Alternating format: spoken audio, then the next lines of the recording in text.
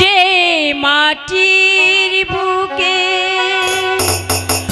ঘুমিয়ে আছে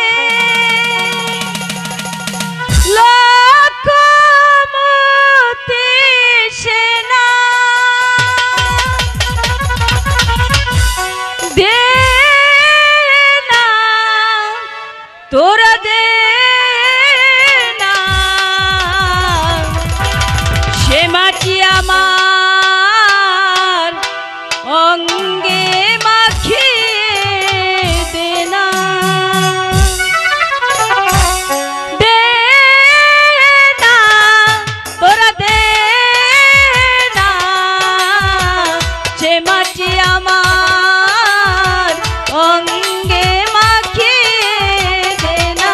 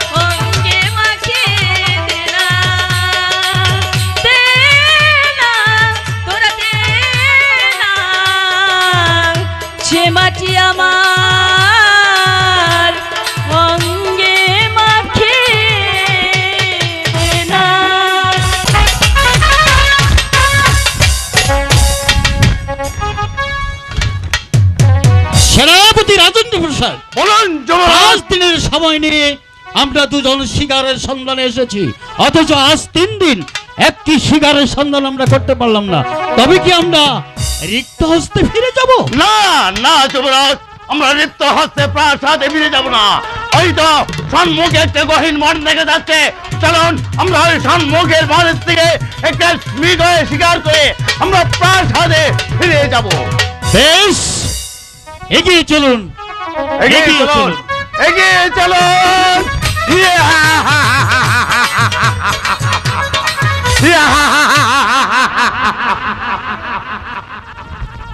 যুবরাজ রতন কিশোর, তুমি ভাবছ প্রাসাদে ফিরে যে অভিষেকের পর্ব তুমি শেষ করবে? না না, তোমার অভিষেকের পর্ব শেষ করার পূর্বেই আমি সেনাপতি রাজেন্দ্র প্রসাদ তোমাকে এই পৃথিবীর মুখ থেকে চিরতরে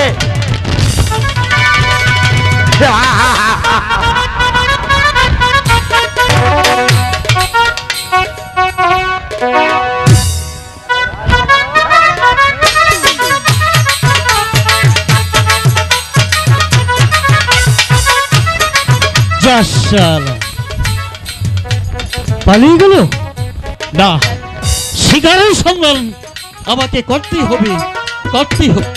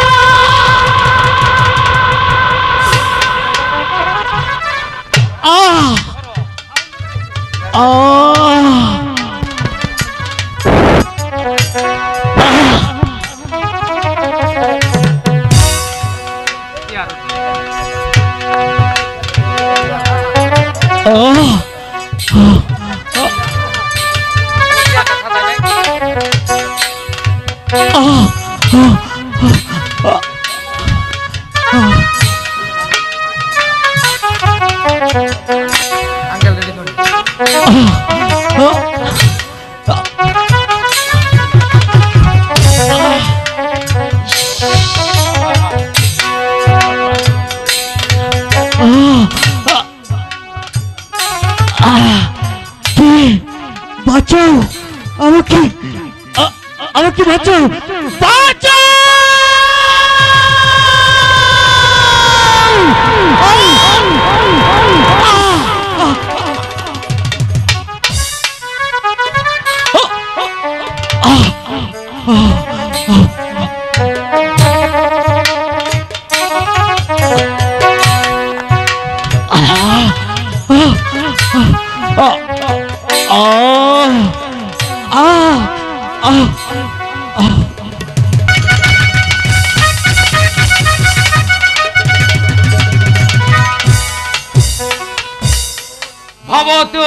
মহারাজ, শুক্লা দশমী আগত প্রায়, তুমি সবাইকে আমন্ত্রণ জানিয়ে দাও। আমার পুত্র রতন কিশোরের রাজ্যাভিষেক আমন্ত্রিত ব্যক্তিদের মাঝে কেউ যেন অনুপস্থিত না থাকে। নতুন পোশাক পরিহিত বাদ্যকার কোনো কিছুর যেন ত্রুটি না হয়। মহারাজ, যুবরাজের মেঘায় হতে এখনো ফিরছে না। যা আর বলো কেন মন্ত্রী, এসব যুবকদের কোনো দায়িত্ব আছে? আমায় ফাঁকি দিয়ে বলল তুমি কিচ্ছু ভেবো না, আমি 3 দিনের মধ্যে ফিরছি, অথচ আজ 5 দিন। হয়তো কিছুদিনের মধ্যে ফিরে আসবে, এর জন্য কি চিন্তার কি আছে? জাহাপনা, চিন্তা করব না, আমায় শাস্তি দাও। দাঁড়াও, আগে অভিষেকের পর্বটা শেষ করে নেই, তারপর আমায় আর পাই কেবে, তখন যখন তপন দাদুকে নিয়ে সুখের জাল বনব, আনন্দে কেটে যাবে জীবনের বাকি দিনগুলো, তখন আর আমায় পাই কে? মহারাজ, নগরের তুরুণদ্বারকে সাজাতে হবে না? হবে না মানে 100 বার সাজাতে হবে। দিবা আমাকে ফুলের মালায় রাতের আধারে আলোয় সাজিয়ে দেবে, মন্দিরে মন্দিরে শঙ্খ ধ্বনি টানবে, আলোড়ন মসজিদের আজানের ধ্বনি টানবে, শান্তি সাম্যের বাণী। যাও যাও মন্ত্রী, এসবের আয়োজন করো। যাচ্ছি মহারাজ, আই দে যাচ্ছি। তপন, দে বলছি, আমার চিরুনি দিয়ে ভালো হবে না বলে দিচ্ছি। কেন দেব? কখন তো আমার কথা কানেই নিলে না। কি হয়েছে মা নন্দা? জানো বাবা, কে দস্যি ছেলে, সে শিকারীর পোশাক পরে যদি বেশি একটা তরল বেঁধে ঘোড়ার পিঠে বসিয়ে দিতে হবে। রাজা মশাই তার বাবার মতো শিকার করতে যাবে। তারপর থামলে কেন মা? বল কি হয়েছে? তাই দেইনি বলে হ্যাঁ, আমার অসাধারণ সব ছড়িয়ে দিয়ে চিরুনিটা নিয়ে সোজা তোমার কাছে চলে এসেছে। আমার মণিপুরি হাতি দাঁতের চিরুনি এখনো দে, হতভাগা বলছি, দে। নইলে কি করবে শুনি? তোমার চোখ কাহিনী কেউ বই করে নাকি? দুদিন পরেই তো আমার বাবা রাজা হচ্ছে, তোমার বাবার হুকুম কেউ মানবে না, বুঝলে? ওর বাবা তো তুমি দাদু ভাই। ইস, ওমন ডেঙ্গি মেয়ের বাবা আমি কেন হতে যাব? জানো দাদু, হ্যাঁ, কত বড় ছুরিটা আমায় একটা শিকারি সাজিয়ে দিতে পারলে না। তাই নাকি?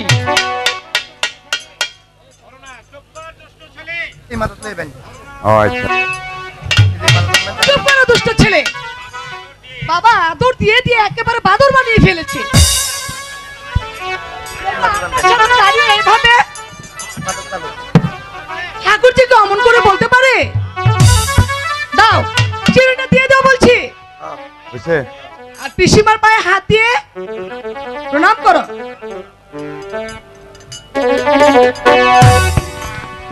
বৌমা, ওর বয়সী বা কত? কালেতে ও সব বুঝবে। এদের সাথে কথা বলো না দাদু। কেন? এদের দুজনের খুব ভাব। কিরকম দাদু ভাই? যেরকম তোমাতে আমাতে সারাদিন যে কি সব বলা কোয়া করে। দাঁড়াও, বাবা আগে রাজা হোক, তখন সবাইকে আমার হুকুম মেনে চলতে হবে, আর আমি হব রাজপুত্র। তাই হয়ো দাদু ভাই, তাই হয়ো। এতক্ষণে হয়তো তোমার মাস্টার মহাশয় এসেছে। যাও দাদু ভাই, লেখাপড়া করো গিয়ে, যাও। আমি তাই যাচ্ছি দাদু ভাই, আমি তাই যাচ্ছি। সেনাপতি রাজেন্দ্র প্রসাদ মহারাজের সাক্ষাৎ প্রার্থী। সেনাপতি রাজেন্দ্র প্রসাদ? কেন রতন আসেনি? ওরা যে এক সঙ্গে শিকারে গিয়েছিল। যাও যাও বৃন্দাবন, তাকে এখানে নিয়ে এসো। আমি তাই যাচ্ছি মহারাজ, তাই যাচ্ছি। বৌমা, তুমি অন্তপুরে যাও।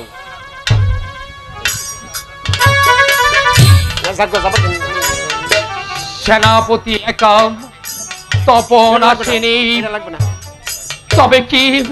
তবে কি কোনো মঙ্গল ঘটেছে? মহারাজের জয় হোক। এসো এসো সেনাপতি রাজেন্দ্র প্রসাদ, কৌশল কহ পুত্র রতন কিশোর। যুবরাজ রতন কিশোর। হ্যাঁ বলো যুবরাজ রতন কিশোর। যুবরাজ রতন কিশোর। কি থামলে কেন? বলো যুবরাজ রতন কিশোরের কি হয়েছে? আসল সেই রাতে নিহত।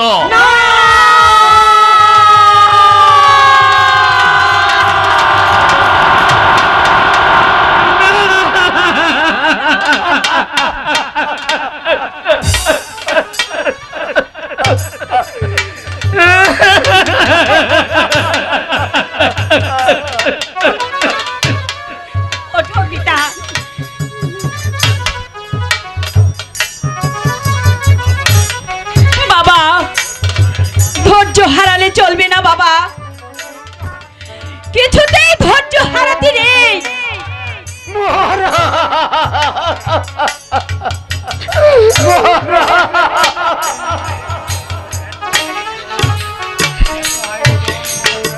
বৃন্দাবন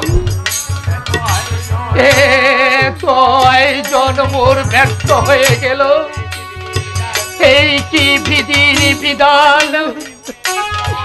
ওরে ওরে বৃন্দাবন,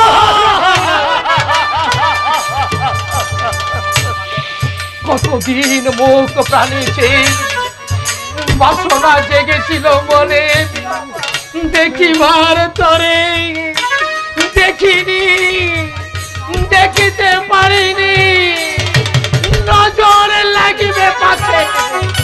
কত কত কত গভীর রাতির চুপি চুপি ঢুকেছি শয়ন কক্ষে, দেখেছি প্রাণ মরে রতন মরে ঘুমাচ্ছে ও ঘরে। সম্মত শান্ত স্বর্গের ক্লান্তি যৌবনের আবেদে, ফিরে আয় ফিরে আয় রতন। ওরে তুই যে আমার কত আদরের বিভীষিকা, এক মুহূর্তে দাবিলীল হয়ে যেতে পারে। বাবা, দাদা মরেনি বাবা, সে বেঁচে আছে। বেঁচে আছে? হ্যাঁ হ্যাঁ বেঁচে আছে। সোনাধন মানিক আমার বেঁচে আছে, তাই যেন হয় ঠাকুর। ওগো বিশ্ববিধাতা, ফিরে দাও মোর খোকাকে, তুমি ফিরে দাও। নন্দা বাপজান, মা নন্দা, বলছি তো বাবা, আমাদের বংশে এমন কোনো পাপ নেই যার কারণে দাদার মৃত্যু হতে পারে। বিন্দে কাকা, মন্ত্রী মশাইকে ডাকো। কে আছিস? মন্ত্রী মশাইকে পাঠিয়ে দে।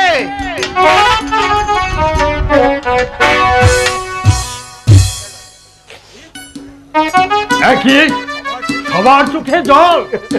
সেনাপতি এখানে, তোমার কোথায়? এখনই সব শুনতে পাবেন। বলুন সেনাপতি মশাই, কে করে দাদা আততায়ীর হাতে প্রাণ হারালো? যুবরাজ, আমি বৈজ্ঞানিক ভ্রমণ উদ্দেশ্যে নদীর তীরে দক্ষিণাভিমুখে এগোচ্ছি। দেখতে দেখতে পশ্চিম গগনে রক্তিমা ছড়িয়ে সূর্যদেব অদৃশ্য হলো। আমরা ছাউনি আভিমুখে ফিরছিলাম, যুবরাজ অগ্রভাগে আর আমি পেছনে। বেশ খানিকটা এগোতে না এগোতে আধারের তাকে শিখে বিদ্যুৎ জ্বলছে গেল। ভয় পেয়ে কয়েক পা পিছিয়ে যেতে না যেতে কে বা কাহারা এ হত্যাকাণ্ড ঘটিয়েছে তা আমি কিছুই জানি নে মহারাজ।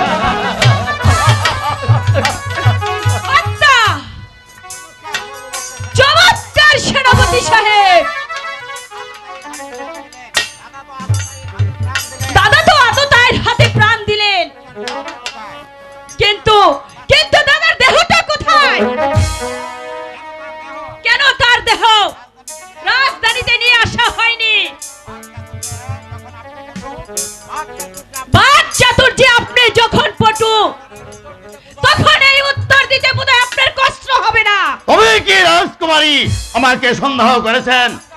সন্দেহ নয়, দাদার মৃত্যুর জন্য আপনাকে আমি দায়ী করতে চাই রাজেন্দ্র প্রসাদ। রাজকুমারী যে কথা জিজ্ঞাসা করছে তার উত্তর দিন। রাজকুমারী যখন আমাকে সন্দেহ করেছে তখন এর উত্তর দেওয়া আর না দেওয়া একই অর্থ। বাবা, তুমি দাদার জন্য ভেবো না, সে ফিরে আসবে বাবা। তুমি দরবারে চলো। ফিরে আসবে, হ্যাঁ বাবা ফিরে আসবে। ফিরে আসবে মোর খোকা। আবার আবার এই জয়পুর আনন্দে মুখরিত হবে রে মানন্দা। তবে কি মোর বিজয় মুকুট অক্ষুণ্ণ থাকবে রে মানন্দা? বলছি তো বাবা। তাহলে তাহলে আবার আমাকে রাজা সাজতে হবে। এসো এসো ভবতোষ, আর একবার আমি আর তুমি দুজনে মিলেবে রাজা মন্ত্রীর অভিনয় করে যাইবে। কিন্তু ভবতোষ, যে মুকুটটা তোমরা আমার মাথায় পরিয়ে দিয়েছিলে সেই মুকুটের বোঝাবা আমি আর বইতে পারবো না। আমার তাই তো সেই মুকুটটা আমি অন্তপুরে রেখে এসেছি। যার বুঝাবা সেই যেন বহন করে। আমি পারবো না, আমি পারবো না মহারাজ। জানি জানি বৃন্দাবন জানি, তবু তবু আমি পারবো না বৃন্দাবন। ওরে ওরে বৃন্দাবন, সেই নকুলেশ্বর মারা গেছে। এ নকুলেশ্বরের প্রেতাত্মা নকুলেশ্বরের নরক কঙ্কাল। মহারাজ তুমি যে বিচারক বাবা, তোমার যে বিচার করতে হবে। বিচার? হ্যাঁ হ্যাঁ বাবা বিচার। কিসের বিচার? কার বিচার? এই সেনাপতির বিচার? অসম্ভব অসম্ভব অসম্ভব মানন্দা। তুই জানিস না ওর বিচার হয়েছিল 10 বছর পূর্বে। তখন তুই ছোট্ট শিশুটি, তোর মা কৌতূহলী হয়ে কারাগার দেখতে গেলে তোর মাকে মা ডেকে তার হাতে পায়ে ধরে তার কাছে প্রাণ ভিক্ষা চেয়েছিল। আর রানী আমার দ্বারাদেশ প্রত্যাহার করিবে, পুত্র স্নেহে ওকে আদর করে নেবে, এই রাজ্যের প্রধান সেনাপতির পদে বহাল করে দেবে। ওরে মানন্দা, আজ যদি আমি ওর বিচার করি তাহলে তোর মাঝে স্বর্গ থেকে বিছানা রাগ করবে রে মা। সেই তো চরম বাবা, চরম ভুল বাবা। পৃথিবীর সব মানুষ একই শাস্তি করা, তুমি দেখিয়েছ দয়া। তারা ভেবেছে তুমি দুর্বল, তুমি যাদের বেশেছ ভালো তারা মেরেছে তোমার এই বুকে হিংস্র সবল। আজ তাই অনুতাপ দিয়ে প্রায়শ্চিত্ত করো বাবা। মহারাজ, রাজ্য কি অরক্ষিত থাকবে? মহারাজ, মহারাজ, আমি অসুস্থ ভবত, আমি অসুস্থ। ওরে ভবত, নকুলের স্বরাজ পুত্র সুখে কাতর, আমাকে তোমরা বাধা দিও না, আমাকে যেতে দাও, আমাকে যেতে দাও। আমি আমি আমি রতনের মাকে গিয়ে এসব কথা বলি, এসব কথা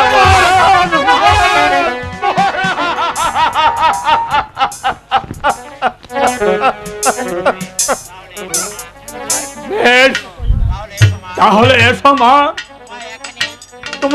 তোমাকে এখানে রতন কুমারের অভিভাবের রূপে অভিষিক্ত করি।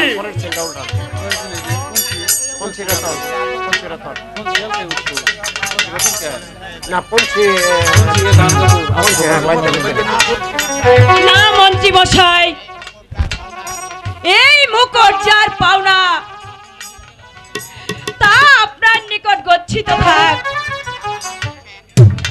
যতদিন পর্যন্ত দাদা না ফিরছেন ততদিন তার পদ্ধতি স্বরূপ রাজকার্য চালিয়ে যাবেন।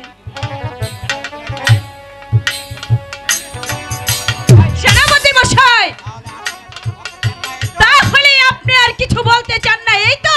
বিশ্বাস করুন রাজকুমারী, আমি ছাউনিতে ফিরে আর যুবরাজের কোনো সন্ধান আমি পাইনি।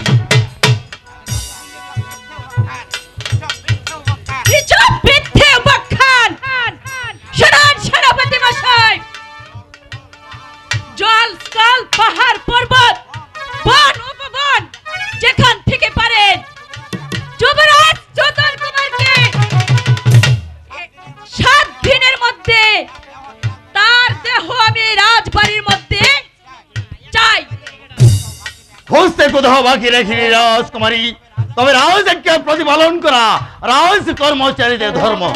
চুপ করেন, বাক চাতুর্যের কোনো প্রয়োজন নেই। ভুলে যাবেন না যে আপনি একজন রাজ কর্মচারী আর রাজাজ্ঞা। যান, এই মুহূর্তে আপনি আপনার কাজে মনোযোগ দিন।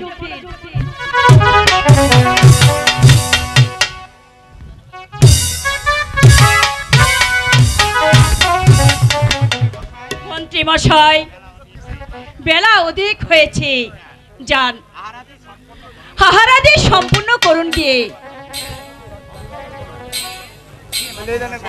ছি মন্ত্রী মশাই, আপনি আমার পিতৃ সমতুল্য, আমাকে আপনি নন্দা বলেই ডাকবেন। সম্মান দেখে যেন আমাকে ছোট করবেন না। তাই ডাকবো মা, তাই দেখো ভগবান যেন তোমার মঙ্গল করে। হে জগদীশ্বর, জয়পুরের গৌরব তুমি মুছে দিও না। সেনাপতি রাজেন্দ্র প্রসাদ যদি আমার দাদাকে না পাই, তাহলে তোমাকে আমি জ্বলন্ত আগুনে পুড়িয়ে মারবো।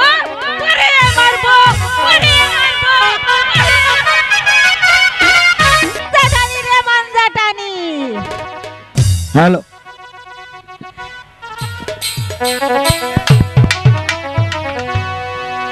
আমি তো বেরো মেয়ে বেদে বাজায় বাসি।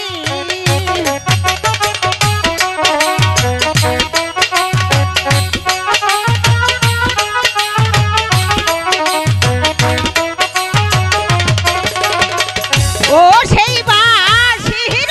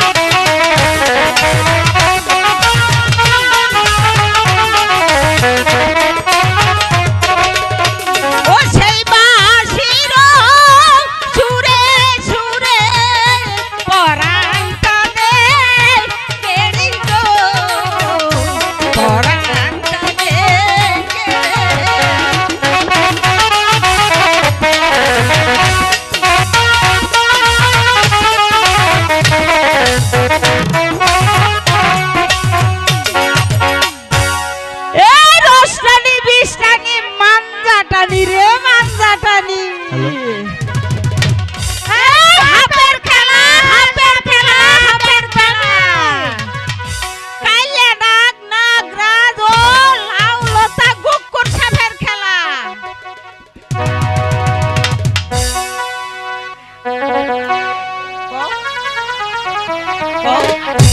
ওই মাগি আরে ওই মাগি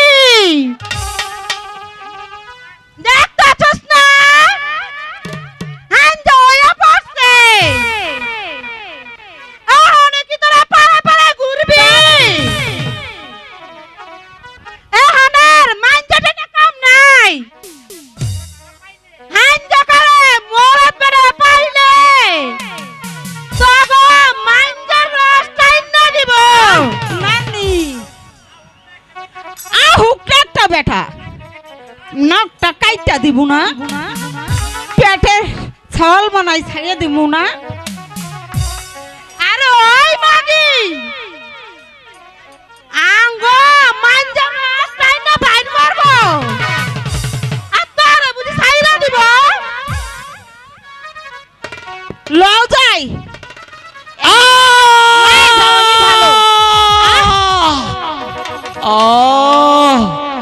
আরে হুন দেখি জানি মানুষ কাতরাইতাছে আমার তো ডর করতাছে না ডর করতাছে এই ঢং দেহ মাগি এই হাঞ্জা খেলে তুকে ডর কিসের রে লও যাই লাই যাই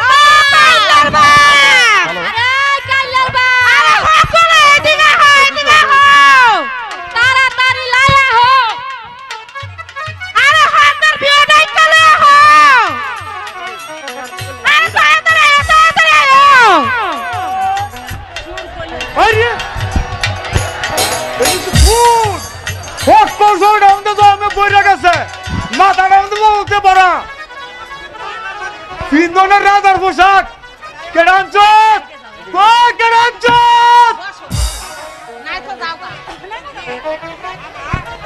বাবা আমি আনবার লেগে কইছি ও কোনো দোষ নাই বাবা দোষ নাই কাল কই মদনা টের ভাইবে বেন ওরে লগে লগে লাগলন্ডে সরে টাঙ্গে চেল্লাই ভাইবো মাইয়া মাইসা নাক চুলকাইতে দেশতে খেয়ে দিব বাবা ছোট ছোট সাবাল গুয়ান্ডে আশ্রা দাদ মাইয়া ভাইবো বাবা তোর কারণ হয় না কারণ স্থান নাই সর্দার চালাইলে আর কি হইব কি বেটা আমি চালাইতাছি তুই আমাকে বেশি বুঝছিস না আমি 3 যুগ ধরে হরদারি করতেছি আর আমি কিচ্ছু বুঝি না চাচা হেডা তো কইতাছি না কইতাছিলাম কি কবেটা কি কইবার চাস এই মাসির মতো মরব বনার বনার করস কে চাচা আমার কথা যদি লইবার চাও তো এটারে কাট্টা টুরহা টুরহা কইরা ওই তৈরার মধ্যে ছাইরা দাও হালাবিও থাকবো না আর আমগো বিপদবি হইব না বাবা ও বাবা তুমি মানুষ খুন করবা না না তুমি ওই ছেলের কথা হুন না না বাবা না রে বেটি না আমরা লোকে বাদ্যার জাত আমরা মানুষ খুন করব কেন জন আনছস এই বাঁচানো তো লাগবই হো বাবা বাদ্দাসি হাওয়া নেই জিন্দা হইয়া আমার লোকে বেমানি নাই না করে আমরা ছোট জাত হক করে তো আমাকে জুতা মারবার সা আমরা বাদ্যার জাত বাবা জানটাকে বাঁচাও চাচা কামটা বেশি ভালো হইব না আমার জানি কেমন কেমন ঠেকতাছে সিরা ও করে মুড়ি দুয়ে যাচ্ছে রাস্তাটা ধরে লাই মধ্যে হয়ে যা আর হন যে যে না আসস এই রাইতের মধ্যে লাউ সারিয়া দেশ তোরে জান না লাগবো যদি হোক করে জান আর মান বাঁচাইবার চাস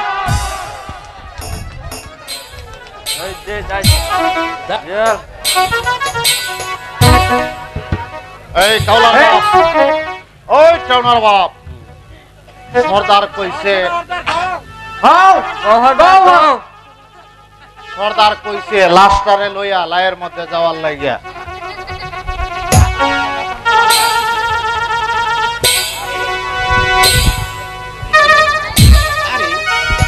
আরে হাতের মধ্যে দেখি রতন কুমার লেহা, এটা বুঝি ওর নিজ নাম হইব কাউলার বাপ। তোর মতন ছিড়ালে বিড়ালে হইব চুপ কর। বাবাই কইছে লাস্টারে ধইরা লাই লইয়ে যাওয়া। কাউলার বাপ, তোর টেনার বাপ,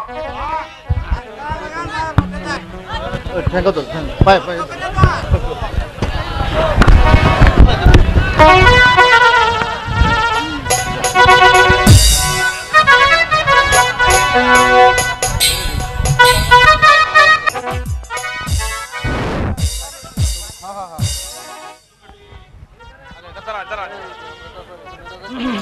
তুমি ভাবছ যুবরাজ ফিরবে, সে আর দরা দামে আছে যে ফিরবে? তার মাথায় আমি এমন আঘাত কষে দিয়েছি, এক আঘাতে কিস্তি মাত করে এই পৃথিবী হতে চির বিদায় নিয়েছে। এই যে বাপু রাজু একা একা বিড়বিড় করে কি ভাবছ রাজু? রসরাজ, তোমার তো জানার কিছুই নেই। ভাবছি যুবরাজ রতন কিশোরের মৃত্যু দেহটা গেল কোথায়? তো আগুনের শেষ, ঋণের শেষ, শত্রুর শেষ কি আছে রাখতে আছে রাজু? তাহলে ভালো করে কিন্তু খোঁজ করাটাই উচিত ছিল। হস্তে কোথাও বাকি রাখিনি রসরাজ। আঘাত যখন করেছিলাম তখন কেবল মাত্র নেমে এসেছিল সাজের আধার, তদুপরি জ্যোৎস্নার আলো। প্রতীকের সারা পেয়ে বাধ্য হয়েছিলাম সেখান থেকে সরে আসতে। ওই সেখানে যে আর কিছুই পাইনি। তাই বলো যে সেখানে গিয়ে মৃতদেহ আর দেখতে পাওনি, এর জন্য চিন্তার কি আছে রাজু? হয়তো কোনো হিংস্র জন্তু তাকে ভক্ষণ করেছে। তাহলে তো কিস্তি মাছ একে চলে, রাজা মন্ত্রী রাজকুমারী সব ঠান্ডা। শুধু মাফ করলে চলবে না রাজু, এখনো অনেক বাকি রয়েছে, তাই না?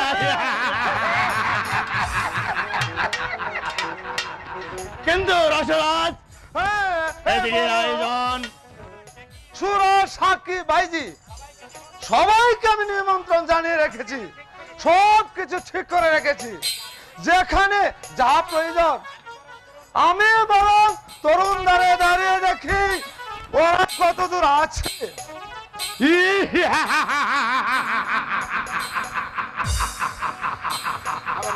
রাজ সন্তান রাজকুমারী নন্দা আর রাজ সিংহাসন এখন আমার হাতের মুঠো, খেলার পুতুল। আমি যেমনটি নাচাবো ঠিক তেমনটি নাচবে।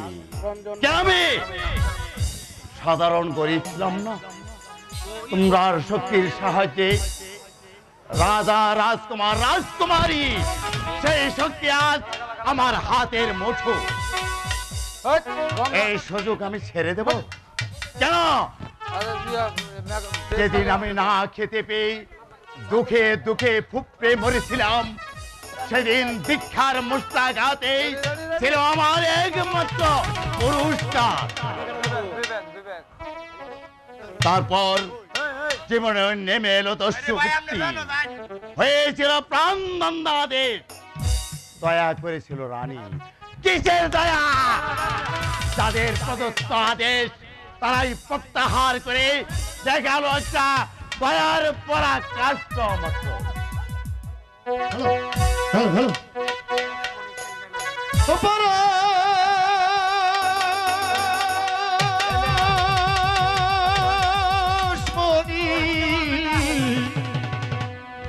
চিনলি না রে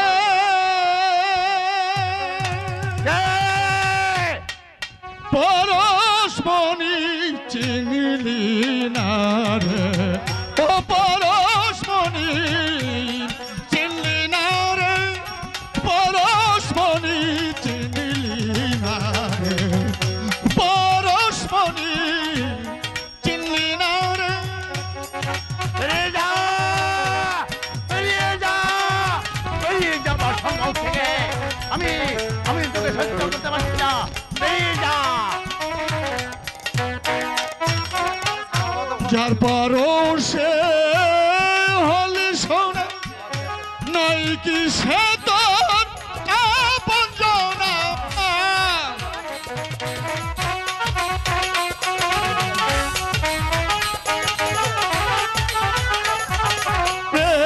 যার পরশে হলি সোনা, নাই কি সে তোর আপনজনা।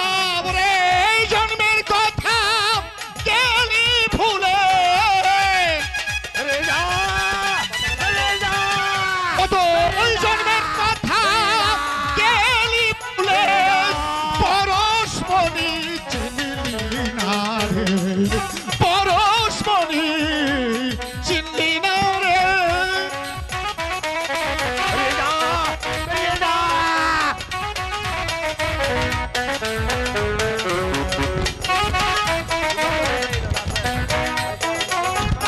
কবর গাধায় জন্ম নিয়ে আসন পেলি স্বর্গ ধামে।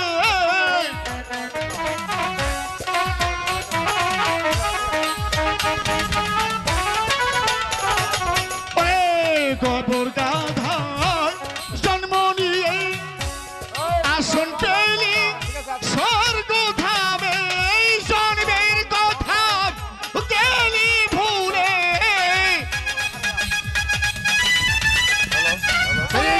জন্মের কথা গেলি ভুলে, কাঁদবি শেষে পথে পথে। ও পরশমণি চিনলি না রে পরশমণি, চিনলি না রে ও পরশমণি, চিনলি না রে পরশমণি, চিনলি না রে পরশমণি, চিনলি না। বেরিয়ে যা, বেরিয়ে যা আমার সম্মুখ থেকে। আমি তোকে আর সহ্য করতে পারছি না, বেরিয়ে যা, বেরিয়ে যা।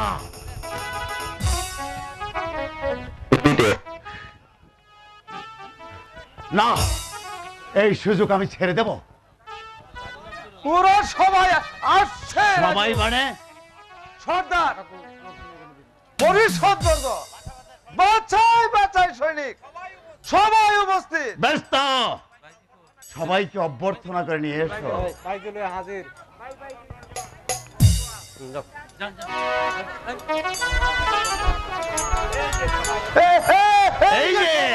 এই যে সবাই এসে পড়ছেন দেখছি, এসে পড়েছে। এসে পড়েছেন, আসন গ্রহণ করুন।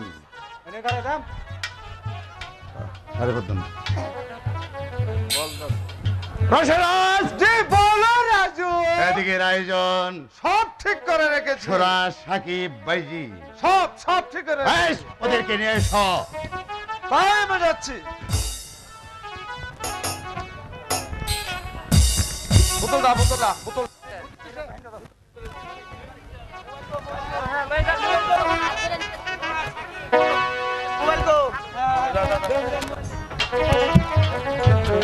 রসরাজ, জি রাজু। এই হচ্ছে কেন? এসে পড়েছে। বাহ বাহ বাহ বাহ বাহ, চমৎকার চমৎকার চমৎকার চমৎকার, বাহ বাহ। শোনো,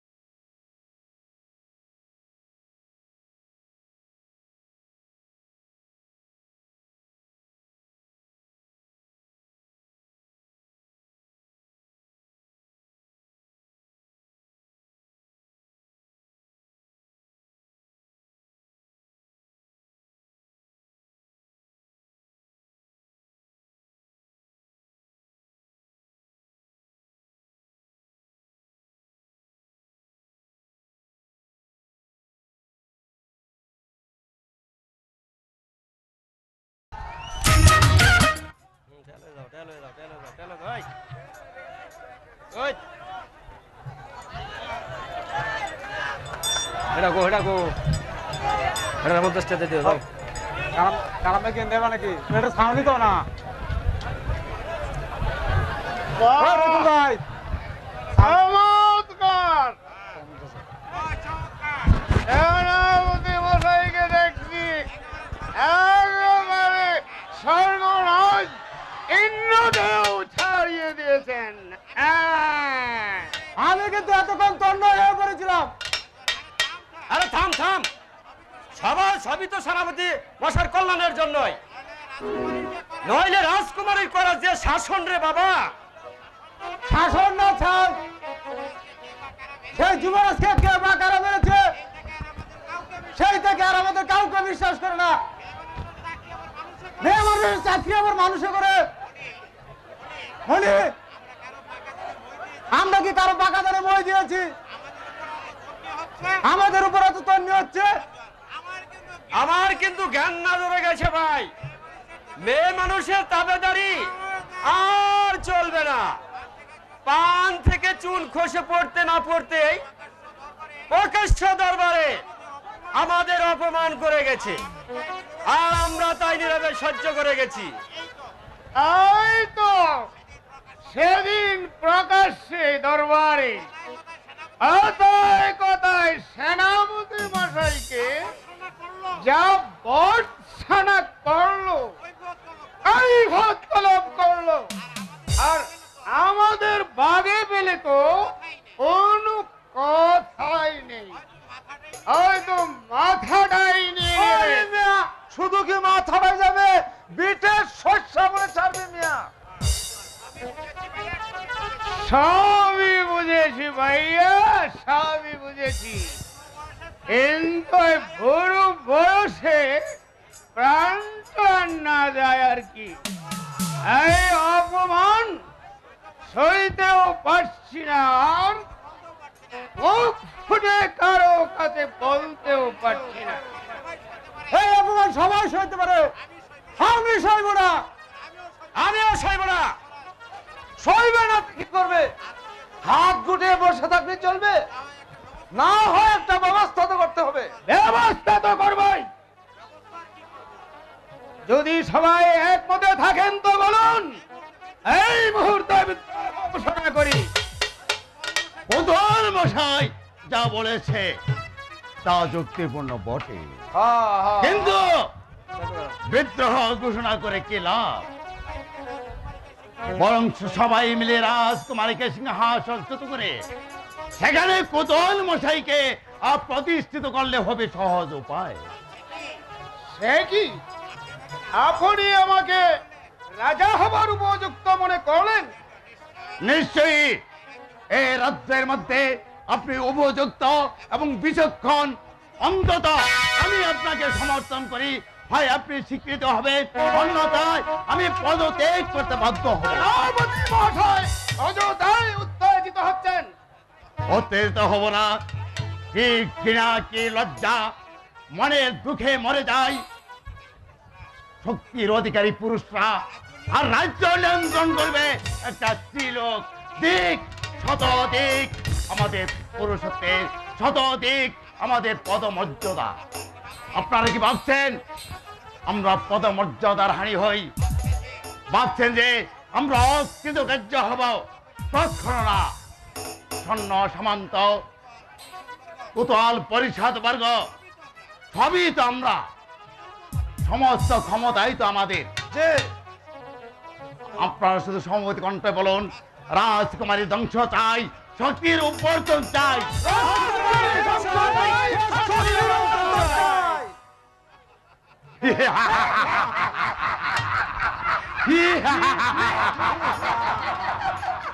এই তো চাই, এই তো চাই।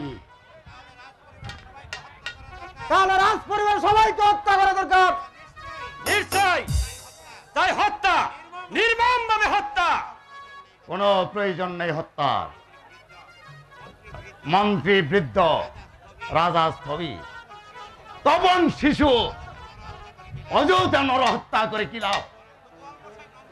বরং কোতোয়াল মশাই নন্দারানীর পানি প্রার্থনা করে নন্দারানীকে বিয়ে করলে হবে আমাদের সহজ উপায়। রাজ সিংহাসন আর রাজ্য হবে আমাদের পরায়ত্ত। বিনা রক্তপাতে আমাদের হবে কার্য সিদ্ধি। কুমারী হবে আমার প্রাণ প্রেয়সী। কুমারী যদি এই প্রস্তাবে রাজি হবেন কেন, এনি যদি প্রস্তাব প্রত্যাখ্যান করে, সেই মুহূর্তে তাকে সিংহাসন থেকে টেনে নামিয়ে,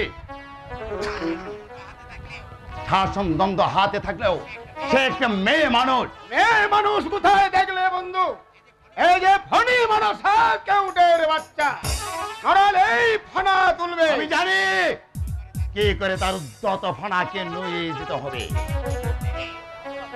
ধীরে বন্ধু ধীরে, অত সহজ না। একেবারে সহজ। সকল শক্তি হারানোর সাথে সাথেই তার ওই ফণি মনসাকে আমি সংকোচিত করে ওই মাটিতে নেতে দেব।